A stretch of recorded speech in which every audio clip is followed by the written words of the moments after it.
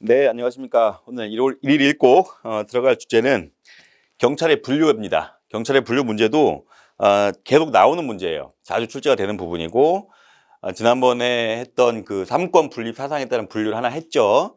그때는 제가 좀 부가적인 설명까지 했기 때문에 그건 완전하게 이해를 하셨을 거예요. 그래서 이걸 앞에 그 두 문자를 딴 게 삼행시라고 땄습니다. 그래서 3권 분립에 따라서 행정과 사법이라고 나뉜다고 얘기를 했고요. 그 다음에 이거는 다시 한번 강조하지만 프랑스에서 죄와 형벌 법전에서 법제가 된 겁니다. 그래서 행정경찰은 행정규칙과 행정법령에 의해서 이렇게 활동을 하게 되는 거고, 사법경찰 같은 경우에는 형사소송법에 의해서 활동을 하게 됩니다. 이러한 지문들도 다 출제가 됐던 부분이에요. 그러다 보니까 행정경찰은 주무부서장의 지휘를 받게 되는 거고, 사법경찰은 수사부서장의 지휘를 받아서 업무를 수행합니다. 그리고 우리나라 같은 경우는 보통 경찰 기관인 경찰청에서 행정경찰과 사법경찰을 모두 다 관할을 하고 있죠. 그죠? 그래서 두 번째 걸 들어가 볼게요. 두 번째는 업무의 독자성에 따른 분류라고 해서 보안경찰과 협의행정경찰을 나눕니다. 이거 많이 보셨죠? 지난번에도 우리가 실질적 의미의 경찰과 형식적 의미의 경찰을 구분하면서 소극 목적적 경찰 활동, 그게 분화가 돼서 보안경찰과 협의경찰로 나눴다는 얘기를 했었어요. 그 얘기입니다. 그 얘기인데, 이 보안경찰은 일반경찰이라고도 얘기해요. 일반경찰. 그러니까 우리 같은 경찰청에서 하는 우리 보통 경찰기관이라고 일반경찰이라고 하고, 행정경찰은 특별경찰이라고도 합니다. 근데 이게 왜 업무의 독자성이라는 그 얘기가 나오냐면은, 보안경찰은 애초에 다른 행정행위의 수반에서 사회 질서와 공공의 안녕을 하는 것이 아니라 당초에 그거를 할 수 있게끔 독자적인 업무로 만들어 놓은 거예요. 그래서 보안경찰, 일반경찰은 다른 행정행위에서 부가해서 어떤 안전과 질서를 유지하는 것이 아니라 그냥 너는 그걸 해 라고 얘기를 해놓은 겁니다. 그래서 독자적으로 업무를 수행한다라고 생각하시면 될 것 같고요. 반면에 협의행정경찰은 뭐냐면, 예를 들어서 우리가 건축허가를 하거나 어업 면허를 줬어요. 어떤 고기를 잡아라. 근데 얘를 고기를 잡는데 그게 본질적인 행정행위입니다. 고기를 잡을 수 있게 허가해 주는 걸. 근데 이제 이 사람이 가다 원래는 이따시만한 고기만 잡아야 되는데 코딱지만한 걸 막 잡아가지고 어획을 양을 막 늘리려고만 해요. 그러면 제재를 해야 되잖아요. 그런 경우에 부수적으로 이루어졌다는 얘기입니다. 건축도 마찬가지예요. 건축도 일반 허가를 해서 집을 잘 짓고 이런 거를 허가를 해주는데 이 사람이 무허가나 아니면 증축을 했거나 허가 없이 개축을 했을 때 우리가 제어를 하지 않습니까? 그죠? 그런 것들. 그러니까 원래 본연의 업무가 보안경찰이 아니라는 거예요. 본연의 업무는 일반적인 행정을 하지만 거기에 부수하여 또는 수반하여라는 것이 단어가 나오면 그거는 협의의 행정경찰입니다. 또 우리 같은 경우에 또 헷갈릴 수 있는 게 뭐냐면, 보안경찰 중에 풍속경찰이 포함이 되거든요. 풍속경찰, 생활안전, 교통, 경비 이런 게 보안경찰에 들어가는데 풍속이라는 말이 바꿔서 나온 적이 있어요.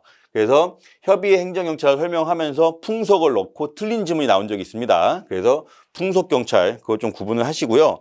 그리고 이제 협의의 행정경찰 같은 경우에는 실질적 의미의 경찰이 아니에요. 지난번 설명드린 것처럼 보통 경찰 기관이 아닌 곳에서는, 다른 행정부처에서는요, 경찰이라는 형식적 의미의 경찰이라는 활동을 하지 않습니다. 대신에 얘네들도 실질적 의미의 경찰 활동에 들어가죠. 그래서 지난번 꼭지랑 같이 연계시켜서 설명을 드리고요. 마지막 또 하나 중요한 키워드는 뭐냐면, 예를 들어 이런 질문을 내볼게요. 비경찰화의 대상은 협의의 행정경찰이다 라고 하면 맞는 지문입니다. 그러니까 보안경찰은요, 비경찰화의 대상이 아니에요. 왜냐하면 이게 본연의 일반 경찰이기 때문에. 그래서 우리가 야, 비경찰화를 한다 이런 말을 하면 그거는 보안경찰과 협의의 행정경찰을 나누되 협의의 행정경찰 업무를 띄어서 다른 행정부처에 주겠다라는 의미입니다. 그래서 이거 헷갈리시면 안 됩니다. 그 다음에 나올 수 있는 게 뭐냐면 경찰권 발동 시점에 대한 거예요. 요게 이제 좀 약간 헷갈릴 수 있는 게, 밑에 평시경찰하고 비상경찰 때문에 좀 헷갈려요. 평상시와 비상하면 약간 시점에 대한 문제 같잖아요. 근데 그게 그렇게 나옵니다, 문제. 그래서 여러분들은 두 개를 비교해서 외우셔야 돼요. 발동 시점에 따라서는요, 예방경찰. 이거는 이제 미리 예방하는 거죠, 시점 자체가. 앞으로 어떤 일이나 위해가 생기지 않게 하기 위해서 미리 한다.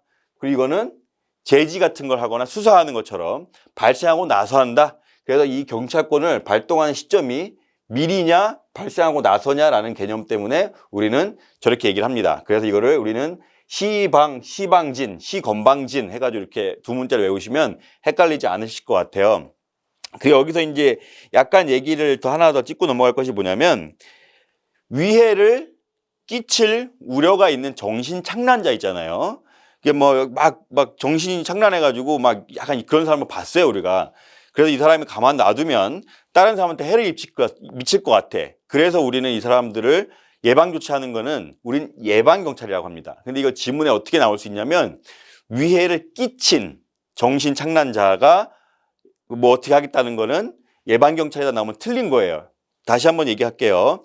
위해를 끼칠 우려 때문에 미리 어떤 진압을 그 예방 조치를 하는 거는 예방 경찰이지만, 위해를 끼친 정신착란자에 대한 제지는요 진압 경찰 업무입니다.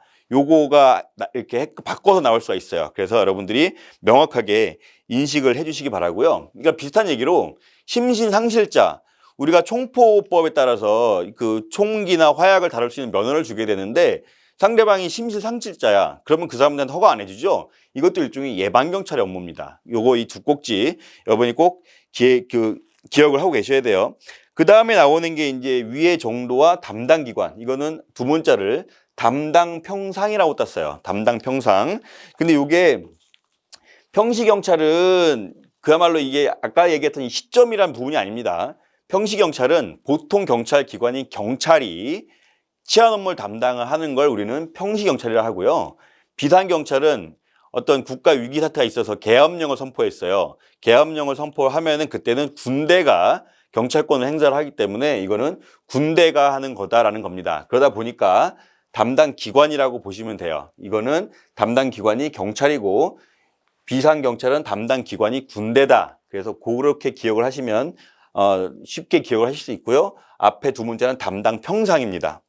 그리고 경찰 활동의 질과 내용인데 이것도 약간 외우실 필요가 있는 게, 질서경찰은 강제력이 수반이 돼요. 경찰 활동을 할 때 강제력이 수반이 되는 게 질서경찰이고요. 봉사경찰은 강제력을 수반하지 않고 계몽이나 지도를 통해서 하는 걸 얘기를 합니다. 그래서 이거를 우리가 분류를 할 때 강제력 행사 유무에 따른 분류라고 하면 좀 더 외우기가 쉬울 텐데 그렇게 안 돼 있잖아요. 그죠? 그래서 경찰 활동의 질과 내용에 따른 분류다 하면 질질봉이라고 해서 여러분들이 이거 헷갈리지 않으시기 바랍니다. 그리고 마지막으로 권한과 책임의 소재에 따른 분류예요. 이것도 국가경찰과 자치경찰, 이거는 우리가 그 두 문자로 한 국자, 권한, 국가, 자치 이렇게 외우시길 바라고요. 이것도 사실은 뭐 어려운 건 아니지만 그게 왜 권한과 책임의 소재인지는 모르겠어요. 국가경찰과 지방경찰은 그 경찰권 행사를 하는 어떤 관할과 범위에 관한 문제잖아요. 근데 제목을 저렇게 땄어요. 어쩔 수 없이 우리가 뭐 외워서 이 문제를 맞춰야 되기 때문에 이렇게 기억을 하시면 될 것 같습니다. 그리고 제가 일부러 이렇게 해놓은 이유는 뭐냐면, 판서하는데 시간도 걸리지만 여러분들이 이런 걸 보시면서 스냅샷을 한번 찍어두시길 바라는 마음이에요. 공부하실 때 글로 보는 것, 그리고 듣는 것, 그리고 보는 것, 이런 것들이 종합적으로 작용을 하시면 훨씬 더 암기에 도움이 됩니다. 그래서 보시면서 눈으로 사진을 찍듯이 그렇게 기억을 하시길 바라고요. 다음 시간에는 국가경찰과 자치경찰의 장단점 비교하는 꼭지를 찍도록 하겠습니다. 고생하셨습니다.